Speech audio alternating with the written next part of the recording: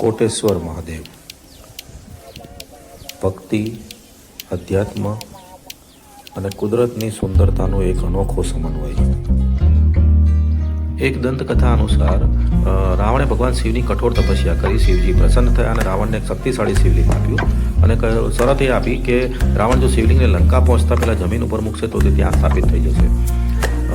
રાવણ જ્યારે શિવલિંગ લઈ જતો ત્યારે દેવતાઓને ચિંતા થઈ અને રાવણ જો અમર થઈ જશે તો મુશ્કેલીઓ વધશે. એ વખતે એ લોકોએ રાવણને ડિસ્ટ્રેક્ટ કર્યો અને રાવણે લઘુશંકા માટે રોકાવું પડ્યું અને શિવલિંગ જમીન ઉપર મૂક્યું અને શરત મુજબ શિવલિંગ ત્યાં જ ચોટી ગયું. પછી જ્યારે રાવણ શિવલિંગ ઉપાડવાનો ફરીવાર પ્રયત્ન કર્યો ત્યાં એક સાથે કરોડો શિવલિંગ પ્રકટ થયા અને રાવણ અસલી શિવને ઓળખી શક્યો નહીં અને ભ્રમિત થઈને એક લિંગ લઈને જતો રહ્યો. મૂળ શિવલિંગ ત્યાં જ રહી ગયું. માટે આ શિવ જગ્યાને કોટેશ્વર એટલે કે કોટી ઈશ્વર તરીકે ઓળખવામાં આવે છે. આ મંદિરનું પુનર્નિર્માણ 1820માં શેઠ સુંદરજી અને શેઠ જેઠા શિવજી દ્વારા ફરીથી બંધાવવામાં આવ્યું હતું.